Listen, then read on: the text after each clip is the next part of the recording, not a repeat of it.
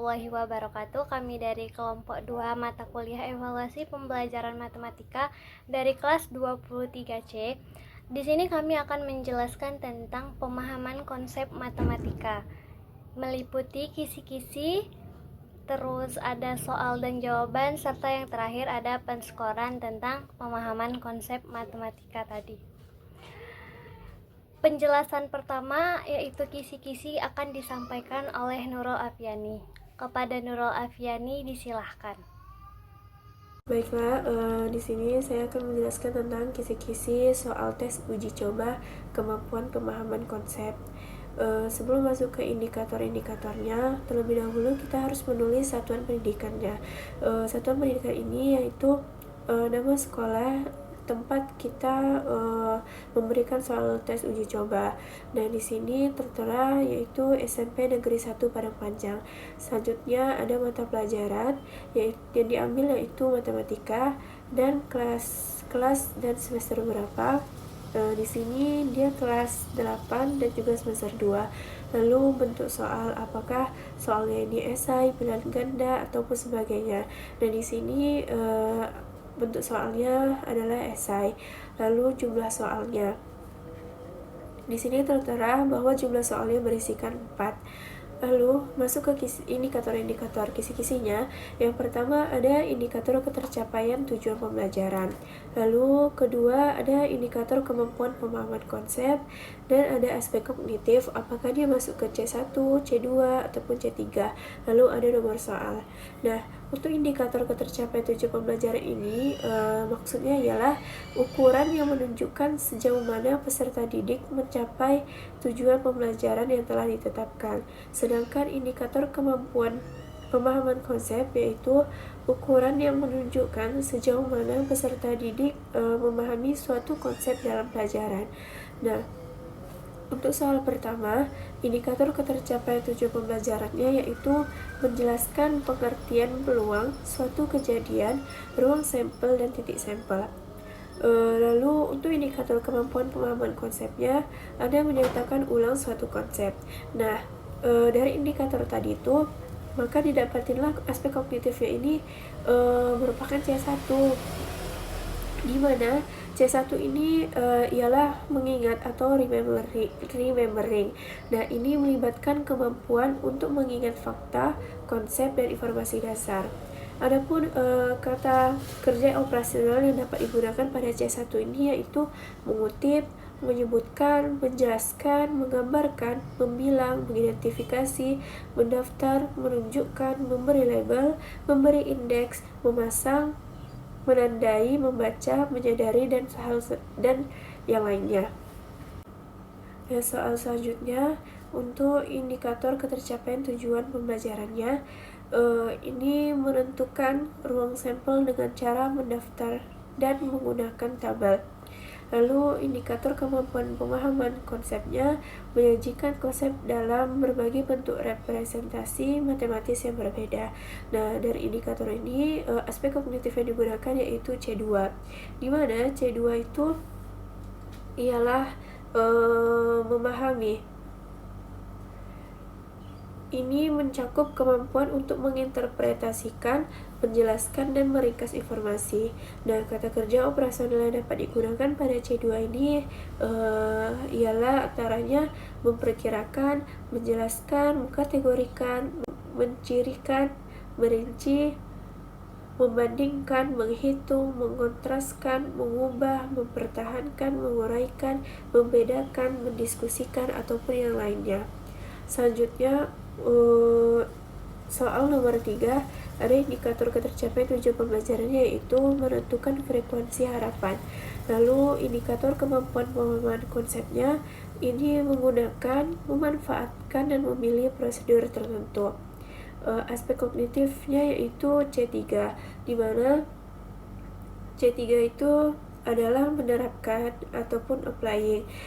Ini melibatkan kemampuan untuk menggunakan pengetahuan dan keterampilan dalam situasi yang familiar. Kata kerja operasional yang dapat digunakan pada C3 ini yaitu menugaskan, menguraikan, mengurutkan,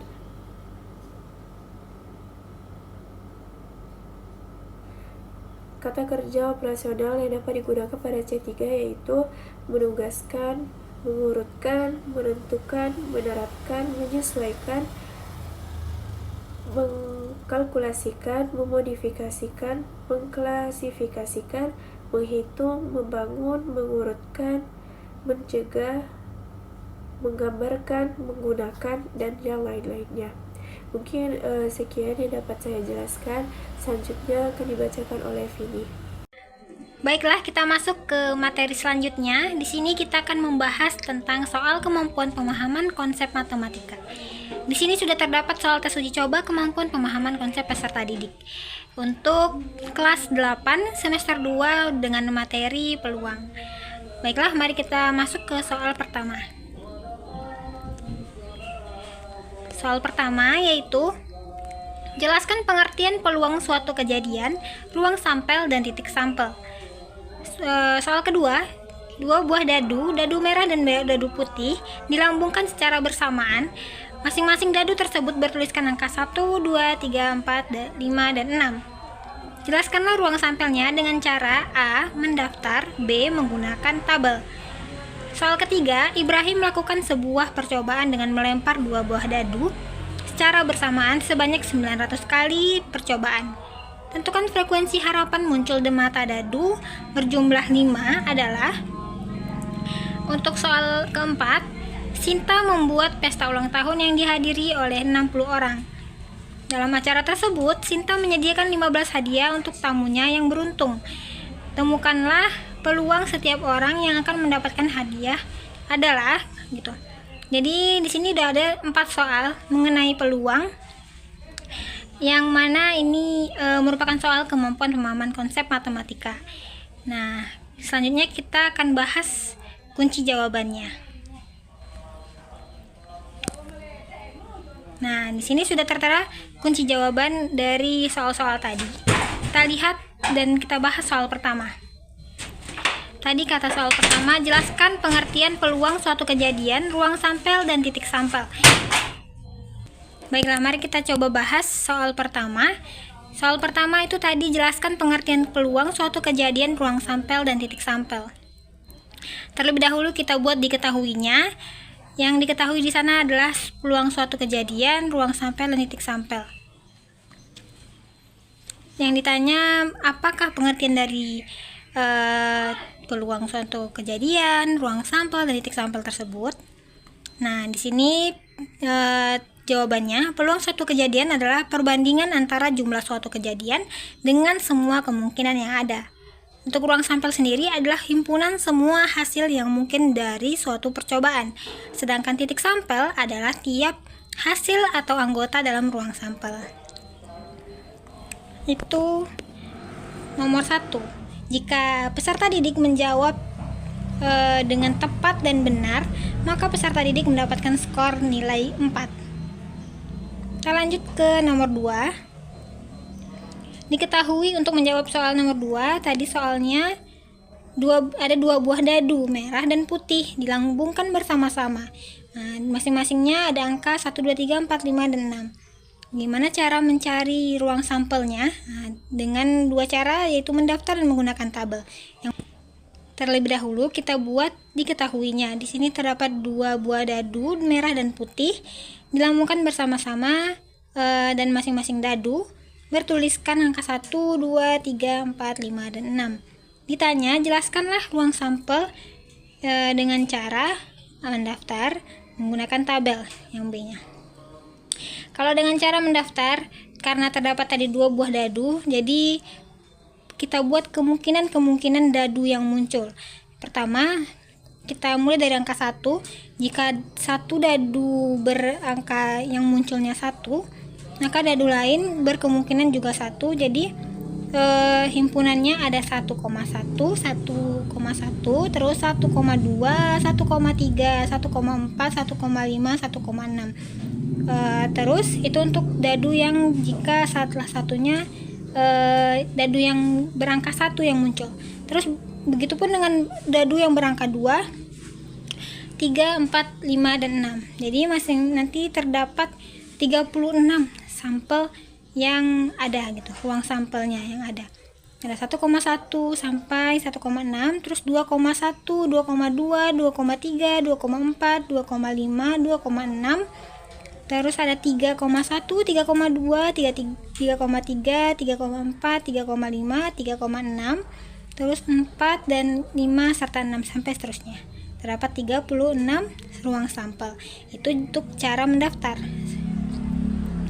Selanjutnya dengan cara tabel, maka kita buat terlebih dahulu tabelnya. Di sini terdapat 2 baris ya. Baris ini dadu untuk yang pertama, ini dadu yang kedua. Nah, nanti kita daftar satu persatu. Jika dadu 1 dan 1 muncul gitu bersamaan, maka nanti akan kita buat 1,1. Begitu selanjutnya jika dadu 2 bersamaan dengan 1 munculnya, kita bikin 1,2 sampai seterusnya sehingga semuanya terdaftar dengan lengkap.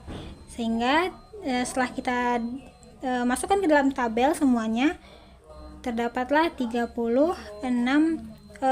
ruang sampel. Sama dengan cara tabel, dengan cara mendaftar, hasilnya sama gitu ya.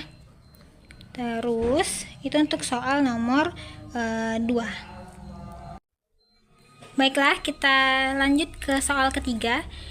Untuk menjawabnya nanti kita bikin terlebih dahulu diketahuinya. Di sini ada NS, banyak ruang sampelnya.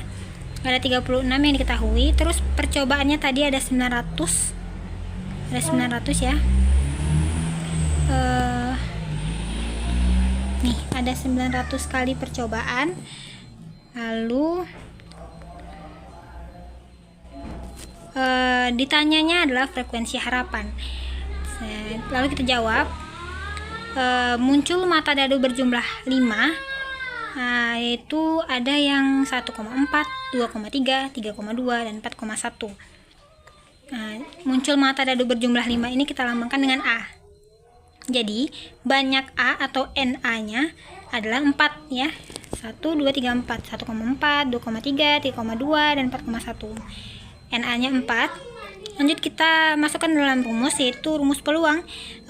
Peluang A atau peluang munculnya mata dadu berjumlah 5 yaitu banyaknya A per banyak ruang sampel. Banyak NA-nya tadi 4, banyak ruang sampelnya 36. Sehingga dapatlah 4 per 36 sama dengan 1 per 9. Sehingga kita dapat mencari frekuensi harapannya, yaitu peluang A dikali banyak percobaan. Tadi banyak percobaannya adalah 900, berarti 1 per 9 dikali 900 sama dengan 100 kali. Jadi frekuensi harapannya adalah 100. Kita lanjut ke nomor 4. Kita buat terlebih dahulu diketahuinya, yaitu ruang sampel 60 orang diketahui. Titik sampelnya ada 15 orang, ada 15. Ditanyanya peluang setiap orang yang akan mendapatkan hadiah. Nah, jawabannya yaitu sama rumusnya. Peluang A atau peluang setiap orang yang akan mendapatkan hadiah sama dengan 15 per 60. Maksudnya titik sampel per ruang sampelnya. Nah, 15 per 60 sama dengan 0,25. Nah, jika masing-masing tadi peserta didik soal tadi peserta didik menjawabnya benar semua, maka masing-masing soal mendapatkan nilai atau skor 4 gitu. Jadi sehingga nanti totalnya adalah 16. Total skor betulnya 16 gitu. Nilai yang diperoleh peserta didik itu jumlah skor yang diperoleh per skor totalnya yaitu 16 tadi kali 100%. Itulah nilai peserta didik yang telah menjawab soal-soal tadi gitu. Mungkin itu untuk soal dan kunci jawabannya. Baik, di sini saya akan menjelaskan tentang rubrik penskoran tes kemampuan pemahaman konsep matematika. Di sebelumnya itu kan Nurul sudah menjelaskan kisi-kisinya itu dibuat 4. Terus Vini membuat soal dan jawaban itu ada 4 buah juga masing-masing, dan yang terakhir itu ada rubrik penskorannya, dimana meliputi indikator soal, terus ada keterangan dari tiap soal dan skor dari tiap soal tersebut. Soal pertama yaitu indikatornya menyatakan ulang sebuah konsep, dimana keterangannya tidak diisi atau mengabaikan soal, itu skornya 0. Menyatakan ulang suatu konsep tetapi semuanya tidak benar itu skornya 1. Menyatakan ulang suatu konsep tetapi hanya satu yang benar dan lengkap itu skornya 2. Menyatakan ulang suatu konsep tetapi hanya 2 yang benar dan lengkap itu skornya 3. Dan menyatakan ulang suatu konsep secara lengkap dan benar itu skornya 4. Baik, kita masuk ke soal kedua, yaitu indikatornya menyajikan konsep dalam berbagai bentuk representasi matematis, di mana keterangannya tidak diisi atau mengabaikan soal itu skornya 0. Terus tidak dapat menyajikan konsep dalam berbagai bentuk representasi matematis itu skornya 1. Dapat menyajikan konsep dalam berbagai bentuk representasi matematis tetapi masih banyak kesalahan itu skornya 2. Yang dapat menyajikan konsep dalam berbagai bentuk representasi matematis tetapi belum tepat itu skornya 3. Dan dapat menyajikan konsep dalam berbagai bentuk representasi matematis dengan tepat itu skornya 4. Selanjutnya kita masuk soal ketiga, di mana indikatornya yaitu menggunakan, memanfaatkan, serta memilih suatu prosedur dan operasi tertentu, di mana keterangannya tidak diisi atau mengabaikan soal itu skornya 0. Tidak dapat menggunakan, memanfaatkan, serta memilih suatu prosedur dan operasi tertentu itu skornya 1. Dapat menggunakan, memanfaatkan, serta memilih suatu prosedur dan operasi tertentu tetapi masih banyak kesalahan itu skornya 2. Dapat menggunakan, memanfaatkan, serta memilih suatu prosedur dan operasi tertentu tetapi belum tepat itu skornya 3. Dan dapat menggunakan, memanfaatkan, serta memilih suatu prosedur dan operasi tertentu dengan tepat itu skornya 4. Selanjutnya kita masuk pada soal yang terakhir, di mana indikatornya itu yaitu mengaplikasikan konsep atau algoritma dalam pemecahan masalah matematis, di mana keterangannya tidak diisi atau mengabaikan soal itu skornya 0. Tidak dapat mengaplikasikan konsep atau algoritma dalam pemecahan masalah matematis itu skornya 1. Dapat mengaplikasikan konsep atau algoritma dalam pemecahan masalah matematis tetapi masih banyak kesalahan itu skornya 2. Dapat mengaplikasikan konsep atau algoritma dalam pemecahan masalah matematis tetapi belum tepat itu skornya adalah 3. Dan dapat mengaplikasikan konsep atau algoritma dalam pemecahan masalah matematis dengan tepat itu skornya 4. Itulah tadi tentang rubrik penskoran tes kemampuan pemahaman konsep matematika.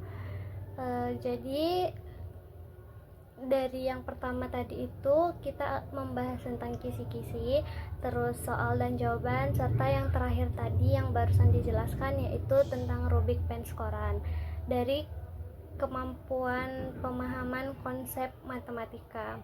Mungkin itulah yang dapat kami sampaikan dan jelaskan kepada teman-teman semua. Semoga teman-teman paham atas penjelasan kami. Kurang lebihnya kami mohon maaf. Kami akhiri. Wassalamualaikum warahmatullahi wabarakatuh.